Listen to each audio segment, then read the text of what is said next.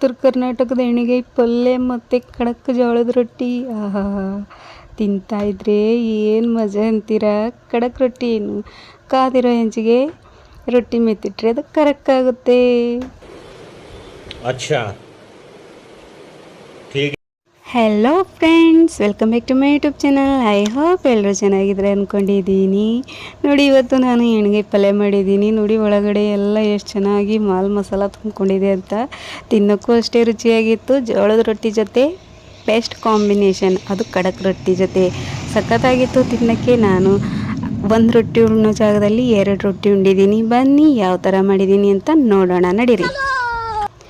ನೋಡಿ, ಈ ಹೀರೆಕಾಯಿನ ಈ ಥರ ಸುಲ್ಕೋಬೇಕು. ಸುಲ್ಕೊಂಡ್ಬಿಟ್ಟು ಎಲ್ಲನೂ ಸುಲ್ಕೋಬೇಕು. ಈ ಸಪ್ಪೆಯಿಂದನೂ ಚಟ್ನಿ ಮಾಡ್ತಾರೆ, ತುಂಬಾ ಸಖತ್ತಾಗಿರುತ್ತೆ ಆ್ಯಂಡ್ ಹೆಲ್ದಿಯಾಗಿರುತ್ತೆ. ನೋಡಿ, ಈ ಥರ ದಪ್ಪ ದಪ್ಪ ಕಟ್ ಮಾಡಿದ್ದೀನಿ.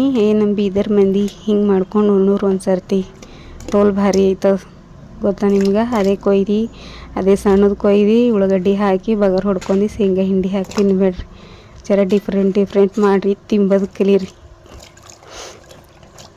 ಸಖತ್ತಾಗಿತ್ತು, ಹೇಳ್ತಾ ಇದ್ದೀನಿ. ನಾನು ಎಲ್ಲನೂ ತೊಳೆದ್ಬಿಟ್ಟು ಪ್ಲೇಟಿಗೆ ಹಾಕ್ಕೊಂಡೆ. ನಾನು ನಮ್ಮ ಭಾಷೆ ಕೇಳಿದ್ರಲ್ಲ, ನಾವು ಹೆಂಗೆ ಮಾತಾಡ್ತೀವಿ ಅಂತ, ಅದೇ ಟೈಪ್ ಮಾತಾಡೋದು ನಾವು. ನೋಡಿ, ಇದನ್ನು ಒಳಗಡೆಯಿಂದ ಖೋಖಲ ಮಾಡಬೇಕು, ಅಂದರೆ ಖಾಲಿ ಮಾಡಿಬಿಡಬೇಕು. ಮತ್ತು ಮನುಷ್ಯರನ್ನ ಮಾಡಬೇಡಿ. ನೋಡಿ, ಈ ಥರ ಎಲ್ಲನೂ ತೆಗೆದುಬಿಟ್ಟೆ. ಅದರ ಒಳಗಿರೋ ಶರೀರದಲ್ಲಿರೋ ಎಲ್ಲ ಜೀವನೂ ತೆಗೆದ್ಬಿಟ್ಟು ಇದರಿಂದ ಆಟ ಆಡಿದೆ. ಸ್ವಲ್ಪ ಆಟ ಆಡಿದ್ಮೇಲೆ ಈ ಥರ ಖುಷಿ ಆಯಿತು ನನಗೆ. ಅದಕ್ಕೆ ಸ್ವಲ್ಪ ಡ್ಯಾನ್ಸು ಮಾಡಿಬಿಟ್ಟು ಈ ಥರ ಉಳ್ಳಾಗಡ್ಡಿನ ಕಟ್ ಮಾಡಿಬಿಟ್ಟು ಸ್ವಲ್ಪ ಹತ್ತು ಅದನ್ನು ಹೆಂಚು ಮೇಲೆ ಹಾಕಿದೆ. ಯಾಕೆಂದರೆ ಈರುಳ್ಳಿ ಹಾಗೆ ಇರುತ್ತೆ, ದಿನಾ ಕಾರಣ ಇಲ್ಲದೇ ಅಳಿಸ್ಬಿಡುತ್ತೆ. ಅಪ್ಪ, ಅದು ಕಟ್ ಮಾಡೋಕ್ಕೂ ಒಂಥರ ಭಯ ಆಗಿಬಿಟ್ಟಿದೆ ಇವತ್ತು ನನಗೆ. ಕಟ್ ಮಾಡಿಬಿಟ್ಟು ಇದನ್ನು ಚೆನ್ನಾಗಿ ಹಂಚ ಮೇಲೆ ಹಾಕಿಬಿಟ್ಟು ಹುರ್ಕೊಳ್ಬೇಕು. ನೋಡಿ, ಹಂಚ ಮೇಲೆ ಹುರ್ಕೊಳ್ಳೋ ಉದ್ದೇಶ ಏನಂತಂದರೆ ಕಮ್ಮಿ ಆಯಿಲ್ ತಗೊಳುತ್ತೆ ಅಂತ. ಹೆಂಚ ಮೇಲೆ ಕಮ್ಮಿ ಆಯಿಲ್ ಹತ್ತುತ್ತೆ. ಸ್ವಲ್ಪ ಫ್ರೈ ಮಾಡ್ಕೊಂಡ್ಬಿಟ್ಟು ಅದಕ್ಕೆ ಮತ್ತೆ ಕೊತ್ತಂಬರಿ ಬೆಳ್ಳುಳ್ಳಿ ಹಾಕಿ ಅದನ್ನು ಚೆನ್ನಾಗಿ ಬಾಡಿಸ್ಕೊಂಡಿದ್ದೀನಿ. ನಾವು ಯಾವುದೇ ಕಡೆಯಲ್ಲಿ ಮಾಡ್ತಾಯಿದ್ರೆ ಅದು ಅಲ್ಲೇ ಮೆತ್ಕೊಳ್ಳುತ್ತೆ, ಆಯಿಲ್ ಇಲ್ಲ ಅಂದರೆ. ಅದೇ ಈ ಹೆಂಚ ಮೇಲೆ, ಕರಿ ಹೆಂಚ ಮೇಲೆ ಮಾಡ್ತಾಯಿದ್ರೆ ಇದು ಮೆತ್ಕೊಳ್ಳಲ್ಲ. ಈ ಥರ ಎಲ್ಲನೂ ಚೆನ್ನಾಗಿ ಬಾಡಿಸ್ಕೊಂಡ್ಬಿಟ್ಟು, ನೋಡಿ ಆಯಿಲ್ ಎಷ್ಟು ಹಾಕ್ತಾಯಿದ್ದೀನಿ ಅಂತ. ನಾನು ಒಂದೇ ಹನಿಯಷ್ಟು, ಚುಟಿಕೆಯಷ್ಟು ಆಯಿಲ್ ಹಾಕಿಬಿಟ್ಟು ಎಲ್ಲನೂ ಚೆನ್ನಾಗಿ ಹುರ್ಕೋತಾ ಇದ್ದೀನಿ. ಮತ್ತು ನನಗೆ ಜಿಪುಣಿಯನ್ನು ಬೇಡಿ, ಜಿಪುಣಿ ಎಲ್ಲ ನಾನು ಹೆಲ್ತ್ ನೋಡ್ತಾ ಇದ್ದೀನಿ. ಕಮ್ಮಿ ಆಯಿಲಲ್ಲಿ ಹೆಲ್ದಿಯಾಗಿರೋಂಥ, ಟೇಸ್ಟಿಯಾಗಿರೋಂಥ ಊಟ ಹುಡುಕ್ತಾ ಇದ್ದೀನಿ. ನೋಡಿ, ಇದಕ್ಕೆ 1 ಸ್ಪೂನಷ್ಟು ಜೀರಿಗೆನೂ ಹಾಕಿದೆ. ಜೀರಿಗೆ ಲಾಸ್ಟಲ್ಲೇ ಹಾಕಿದೆ, ಯಾಕೆಂದರೆ ಅದು ಬೇಗನೆ ಚಟ್ ಅಂದು ಫ್ರೈ ಆಗಿಬಿಡುತ್ತೆ. ಎಲ್ಲನೂ ಚೆನ್ನಾಗಿ ಈ ಥರ ಕೈ ಆಡಿಸ್ಕೊಂಡ್ಬಿಟ್ಟು ಈ ಥರ ಕೆಂಪಗೆ ಹುರ್ಕೊಂಡೆ. ನೋಡಿ, ಅದಕ್ಕೆ ಮತ್ತೆ ಶೇಂಗಾ ಹಾಕಿದೆ, ನಮ್ಮ ಕಡೆ ಶೇಂಗಾ ಅಂತೀವಿ. ಹಾಕಿಬಿಟ್ಟು ಹುರಿತಾ ಇದ್ದೀನಿ. ಹುರಿತಾನೇ ಇದ್ದೀನಿ. ಸ್ವಲ್ಪನೇ ಬಣ್ಣ ಬಂದಿದೆ, ಇನ್ನೂ ಹುರಿಬೇಕು ಇದನ್ನು. ಸೌಂಡ್ ಕೇಳಿ ಎಷ್ಟು ಚೆನ್ನಾಗಿ ಬರ್ತಾಯಿದೆ, ಪಟ್ ಅಂತ. ಇನ್ನು ಹುರಿತಾನೇ ಇದ್ದೀನಿ. ಇವಾಗ ಪಟ್ ಅಂತ ಪಟಾಕಿ ಹೊಡಿತಲ್ಲ, ಇವಾಗ ಆಗಿದೆ. ಇದನ್ನು ತೆಕ್ಕೊಂಡ್ಬಿಡ್ತೀನಿ. ನೋಡಿ, ತೆಕ್ಕೊಂಡ್ಬಿಟ್ಟು ಇದ್ರ ಶೆಪ್ಪೆ ಎಲ್ಲ ತೆಗೆದ್ಬಿಟ್ಟು ಇಲ್ಲಿ ಏನಿದೆ ಇದೆಲ್ಲ ಹುರ್ಕೊಂಡಿದ್ದೆಲ್ಲ ಈರುಳ್ಳಿ ಅದನ್ನೆಲ್ಲ ಹಾಕಿಬಿಟ್ಟೆ. ನೋಡಿ, ಇದು ನಾವು ತೆಗ್ದಿದ್ದಲ್ಲ ಹೀರೆಕಾಯಿಯಿಂದ ಜೀವನ, ಅದಕ್ಕೆ ಸ್ವಲ್ಪ ಇದು ಹಾಕಿದ್ದೆ ನಾನು, ಅಲ್ಲ ಇದರಲ್ಲಿ ಹಾಕಿರಲಿಲ್ಲ, ಅದಕ್ಕೆ ಹಾಕಿದೆ. ಮತ್ತು ಅರಿಶಿನ, ಉಪ್ಪು ಹಾಕ್ಕೋತಾ ಇದ್ದೀನಿ. ಮತ್ತು ಅದು ಏನು ಹೀರೆಕಾಯಿ ಒಳಗಿಂದೆಲ್ಲ ತೆಗ್ದಿದ್ವಲ್ಲ ಅದನ್ನು ಇದಕ್ಕೆ ಹಾಕಿಬಿಟ್ಟು ಚೆನ್ನಾಗಿ ಮಿಕ್ಸಿನ ಗೀರರ್ ಅನ್ನಿಸ್ಬೇಕು. ಅದು ಅನ್ನಿಸಿದರೆ ಇದು ಫುಲ್ಲು ಪೇಸ್ಟ್ ಆಗಿಬಿಡುತ್ತೆ. ನೋಡಿ, ಇದನ್ನೆಲ್ಲ ತೆಕ್ಕೊಂಡ್ಬಿಟ್ಟು ಇದಕ್ಕೆ ಖಾರ ಹಾಕ್ತಾಯಿದ್ದೀನಿ. ನಾನು ಖಾರ ಅದಕ್ಕೆ ಯಾಕೆ ಹಾಕಲಿಲ್ಲ ಅಂದರೆ ಅದು ಮತ್ತೆ ಏನಾದರೂ ಸ್ವೀಟ್ದು ಜ್ಯೂಸ್ ಮಾಡ್ಕೊಂಡು ಕುಡಿಬೇಕು ಅಂದರೆ ಅದು ಸಿಹಿ ಸಿಹಿ ಇಲ್ಲ ಖಾರ ಖಾರ ಇರುತ್ತೆ, ಸಿಹಿ ಸಿಹಿ ಬರಲ್ಲ ಅದಕ್ಕೆ ನೋಡಿ. ಆಮೇಲೆ ನಾನು 1.5 ಸ್ಪೂನು ಖಾರ ಹಾಕಿದೆ, ಸ್ವಲ್ಪ ಹಿಂಗೆ ಹಾಕಿದೆ. ಇವಾಗ ಏನಪ್ಪ ಅಂದರೆ ಕೈ ಆಡಿಸಿದ್ರೆ ಕೈಯೆಲ್ಲ ಖಾರ ಆಗ್ತಾಯಿದೆ, ಅದಕ್ಕೆ ನಾನು ಸ್ಪೂನಿಂದ ಮಾಡ್ತಾಯಿದ್ದೀನಿ. ಹಿಂಗೆ ನಾವು ಇದಕ್ಕೆ ನಿಮಗೆ ಯಾವ್ಯಾವ ಇಷ್ಟದ ಮಸಾಲೆಗಳಿದೆ ಅವೆಲ್ಲ ಹಾಕ್ಕೊಂಡು ತಿನ್ನಿರಿ. ಜೀವ ಹೋಗಿರೋ ಹೀರೆಕಾಯಿಗೆ ಹೊಸ ಜೀವ ತುಂಬೋಣ ಬನ್ನಿ.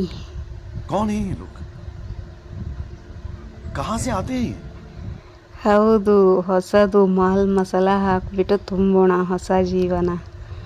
ಅದಕ್ಕೂ ಖುಷಿಯಾಗುತ್ತೆ, ಏನು ಡಿಫ್ರೆಂಟ್ ಮಾಡ್ತಾವ್ರೆಪ್ಪ ಈ ಸರಿ ಅಂತ ನೋಡಿ. ಈ ಥರ ಎಲ್ಲನೂ ನಾನು ಸ್ಪೂನಿಂದನೇ ಮಾಡ್ತಾಯಿದ್ದೀನಿ, ಯಾಕೆಂದರೆ ನಂದು ಕೈಗೆಲ್ಲ ಖಾರ ಮೆತ್ಕೊಂಡ್ಬಿಟ್ಟು ನನ್ನ ಉಗುರು ಇವಾಗ ಸ್ವಲ್ಪ ಅಂದರೆ ಗೊತ್ತಲ್ಲ ಈ ಥರ ಸೀಳ್ತಾ ಇದ್ದಾವೆ. ಸೀಳಿದ್ವು ಇವಾಗ ಸ್ವಲ್ಪ ಸ್ವಲ್ಪ ಸರಿ ಆಗ್ತಾ ಇದ್ದಾವೆ. ಮತ್ತು ಖಾರ ಎಲ್ಲ ಮುಟ್ಟಿದರೆ ಅದು ಬೆಂಕಿ ಬೀಳುತ್ತೆ ನನಗೆ, ಅದಕ್ಕೆ ಎಲ್ಲನೂ ಸ್ಪೂನಿಂದನೇ ಈ ಥರ ತುಂಬ್ತಾ ಇದ್ದೀನಿ ರಿಂಗಲ್ಲಿ. ನೋಡಿ, ನಿಮ್ಮ ಕಡೆ ಒಳ್ಳಿದ್ರೆ ಕುಟ್ಕೊಳ್ಳಿ, ನನ್ನ ಕಡೆ ಒಳ್ಳಿಲ್ಲ, ಅದಕ್ಕೆ ನಾನು ಈ ಥರ ಮಾಡಿದ್ದೀನಿ. ಒಳ್ಳಲ್ಲಿ ಕುಟ್ಟಿದರೆ ಇನ್ನೂ ಟೇಸ್ಟ್ ಆಗುತ್ತೆ. ಇನ್ನೂ ತುಂಬ್ತಾನೇ ಇದ್ದೀನಿ, ಎಲ್ಲನೂ ತುಂಬ್ತಾ ಇದ್ದೀನಿ. ತುಂಬ ಟೈಮ್ ಹಿಡಿಯುತ್ತೆ ಅಪ್ಪ, ಅಡುಗೆ ಮಾಡೋದು ಈಸಿ ಅಂತ ಯಾರ್ರೀ ಹೇಳಿದ್ದು? ತುಂಬ್ತಾನೇ ಇದ್ದೀನಿ ನೋಡಿ. 3 days later. ಇವಾಗಲೂ ತುಂಬ್ತಾನೇ ಇದ್ದೀನಿ. ಒಳ್ಳಲ್ಲಿ ಕ್ರಷ್ ಮಾಡಿ ಹಾಕಿದರೆ ಇನ್ನೂ ಸಖತ್ ಟೇಸ್ಟ್ ಬರುತ್ತೆ ಅಂತ ಹೇಳ್ತಾರೆ. ನಂಗೆ ಬಂದವ್ರ ಮಟ್ಟಿಗೆ ಮಾಡ್ತಾಯಿದ್ದೀನಿ. ಸಖತ್ತಾಗಿತ್ತು ಟೇಸ್ಟ್ ಅಂತೂ ನನಗಂತೂ. ನೋಡಿ, ನಲ್ಲಿ ಅಲ್ಲ ಇದು ಹೀರೆಕಾಯಿ, ಕನ್ಫ್ಯೂಸ್ ಆಗಬೇಡಿ. 3 weeks later. ನೋಡಿ, 1 ವೀಕ್ ಆದಮೇಲೆ ಎಲ್ಲನೂ ಮಾಡಿ ಮಡ್ಡಿಗೆ ಹಚ್ಚಿದೆ. ಆಮೇಲೆ ಒಂದು ಕಡಾಯಿ ತೊಗೊಂಡ್ಬಿಟ್ಟು ಅದಕ್ಕೆ ಆಯಿಲ್ ಸುರ್ಕೊಂಡ್ಬಿಟ್ಟೆ. ನೋಡಿ, ಆಯಿಲ್ ಕಮ್ಮಿನೇ ಹಾಕಿದ್ದೀನಿ ನಾನು, 1 ಸ್ಪೂನ್ ಮೇಲೆ ಸ್ವಲ್ಪ ಹಾಕಿಬಿಟ್ಟು ಇದಕ್ಕೆ ಜೀರಿಗೆ ಬೇಡ, ಕರಿಬೇವು ಬೇಡ, ಏನು ಬೇಡ. ಕರಿಬೇವು ಇದ್ದರೆ ಇದು ಏನು ಮಾಲ್ ರುಬ್ತಾ ಇದ್ದೀವಲ್ಲ ಮಸಾಲ, ಅದಕ್ಕೆ ಹಾಕ್ಕೊಂಡ್ಬಿಟ್ಟು ರುಬ್ಕೊಳ್ಳಿ. ಡೈರೆಕ್ಟ್ ಎಣ್ಣೆ ಹಾಕಿಬಿಟ್ಟು ಈ ಹೀರೆಕಾಯಿನೆಲ್ಲ ಎಣ್ಣೆಯಲ್ಲಿ ತೇಲಾಡಿಸ್ಬೇಕು. ನೀನು ಅಂದ್ಕೊಂಡೆ ತೇಲಾಡಿಸಿ, ಎಣ್ಣೆನ ನೀರು ಅಂದ್ಕೊಳ್ಳಿ, ಹೀರೆಕಾಯಿನ ನೀನು ಅಂದ್ಕೊಳ್ಳಿ, ಬಿಟ್ಬಿಡಿ ಆಟ ಆಡೋಕ್ಕೆ. ನೋಡಿ, ಈ ಥರ ನಾನು ಎಲ್ಲಿದ್ರೊಳಗಿಂದೆಲ್ಲ ಮಸಾಲ ಹೊರಗೆ ಬರುತ್ತೆ ಅಂತ ಈ ಥರ ಹಳ್ಳು ಕೈಯಲ್ಲಿ ಉಸಿರಿಲ್ಲದೆ ಇರೋ ಥರ ಆಡಿಸ್ಬಿಟ್ಟು 5 ನಿಮಿಷ ಬಿಟ್ಟೆ. 5 ನಿಮಿಷ ಬಿಟ್ಬಿಟ್ಟು ಮತ್ತೆ ನೆನಪು ಬಂತು, ಅಯ್ಯೋ ಇನ್ನೂ ಇದು ಮಸಾಲ ಎಲ್ಲ ಮೆತ್ಕೊಂಡಿದೆ ಎಲ್ಲ ಪ್ಲೇಟಿಗೆ, ಅದೆಲ್ಲ ಸವರಿ ಹಾಕಬೇಕು ಅಂತ ಮತ್ತೆ ಹಾಕಿ 5 ನಿಮಿಷ ಮುಚ್ಚಿಟ್ಟೆ. ನೋಡಿ, 5 ನಿಮಿಷ ಮುಚ್ಚಿಟ್ಟ ಮೇಲೆ ಎಷ್ಟು ಚೆನ್ನಾಗಿ ಎಣ್ಣೆ ಬಿಟ್ಕೊಂಡಿದೆ ಅಂತ. ಇದಕ್ಕೆ ಇವಾಗ ಎಲ್ಲನೂ ಚೆನ್ನಾಗಿ ಮಿಕ್ಸಿಂಗ್ ಮಾಡ್ಕೊಳ್ಳಿ. ಕೈ ಆಡಿಸೋದು ಜಾಸ್ತಿ ಇರುತ್ತೆ, ಆದರೆ ಟೇಸ್ಟ್ ಕೂಡ ಸಖತ್ತಾಗಿರುತ್ತೆ. ಚೆನ್ನಾಗಿರೋದು ತಿನ್ನಬೇಕು ಅಂದರೆ ಚೆನ್ನಾಗಿ ಕೈ ಆಡಿಸ್ಬೇಕು, ಮತ್ತು ಕಷ್ಟನೂ ಪಡಬೇಕು. ನೋಡಿ, ಈ ಥರ ಇದು ಮಸಾಲ ತೊಳೆದಿರೋ ನೀರು ಅಂದರೆ ಮಿಕ್ಸಿ ತೊಳೆದಿರೋ ನೀರು, ಅದನ್ನು 5 ನಿಮಿಷ ಮುಚ್ಚಿಟ್ಟಿದ ಮೇಲೆ ಇದು ಸ್ವಲ್ಪ ಬುಡ ಕೂಡ್ತಾಯಿತ್ತು, ಅದಕ್ಕೆ ಇದಕ್ಕೆ ನೀರು ಹಾಕಿಬಿಟ್ಟು ಚೆನ್ನಾಗಿ ಮಿಕ್ಸ್ ಮಾಡ್ಕೊತಾ ಇದ್ದೀನಿ. ಮತ್ತು ಇವಾಗ ಅಷ್ಟು ನೀರು ಬರ್ಬಿಟ್ಟೆ ನಾನು. ನಿಮಗೆ ನೀರು ಇಷ್ಟ ಇಲ್ಲ ಅಂದರೆ ಬಿಟ್ಟುಬೇಡಿ, ಯಾಕೆಂದರೆ ಕುದಿಬೇಕಲ್ಲ ಅದು. ಮಾಡ್ತಾನೇ ಇದ್ದೀನಿ ನೋಡಿ, ಯಾವಾಗಿಂದ ಮಾಡ್ತಾಯಿದ್ದೀನಿ. 1 ತಿಂಗಳಾದಮೇಲೆ ಇದು ಇವಾಗ ರೆಡಿಯಾಗಿದೆ. ತಿನ್ನೋಕ್ಕಂತೂ ಸಖತ್ ರೆಡಿಯಾಗಿದೆ. ನಾನು ಮಾಡಿ ತಿನ್ನೋಷ್ಟರಲ್ಲಿ ಅಯ್ಯೋ ದೇವರೇ, ಏನು ಕೇಳ್ತೀರಾ. ಆದರೂ ತಿನ್ನೋಕ್ಕಂತೂ ಚೆನ್ನಾಗಿತ್ತು. ಸ್ವಲ್ಪ ಖಾರ ಜಾಸ್ತಿ ಆಗಿತ್ತಂತೆ ಹೇಳ್ತಾಯಿದ್ರು ನಮ್ಮ ಮನೆಯಲ್ಲಿ, ನೀವು ನೋಡ್ಕೊಂಡು ಹಾಕ್ಕೊಳ್ಳಿ. ಫೈನಲಿ 2000 ವರ್ಷಗಳ ನಂತರ ನನಗೆ ತಿನ್ನೋಕ್ಕೆ ಸಿಕ್ತು. ನಾನಂತೂ ಇದನ್ನು ತಿಂದು ಮುಗ್ಸೋಕೆ ಹೋಗ್ತಾ ಇದ್ದೀನಿ. ನೀವು ತಿನ್ನಿಸಿ ಎಂಜಾಯ್ ಮಾಡಿ. ಸಿಗೋಣ ನೆಕ್ಸ್ಟ್ ವಿಡಿಯೋದಲ್ಲಿ. ಅಲ್ಲಿವರೆಗೂ ಹರರ್ ಮಹಾದೇವ್. ಯಾರೆಲ್ಲ ನನ್ನ ಚಾನೆಲ್ನ ಹೊಸದಾಗಿ ನೋಡ್ತಾ ಇದ್ದೀರಾ ಸಬ್ಸ್ಕ್ರೈಬ್ ಮಾಡ್ಕೊಳ್ಳಿ, ಹಾಗೆ ಒಂದು ಲೈಕ್ ಕೊಡಿ, ಹೇಗಿದೆ ಅಂತ ಕಾಮೆಂಟ್ ಮಾಡಿ. ಮತ್ತು ಈ ವಿಡಿಯೋ ಯಾರಿಗೆ ಗೊತ್ತಾಯಿದೆ ಅಂಥವ್ರಿಗೆ ಶೇರ್ ಮಾಡಿ. ಮತ್ತು ಹೊಸ ಮಾತುಗಳು, ಹೊಸ ರೆಸಿಪಿ ನೋಡೋಕ್ಕೆ ನನ್ನ ಫಾಲೋ ಮಾಡಿ. ಬಾಯ್, ಟೇಕ್ ಕೇರ್.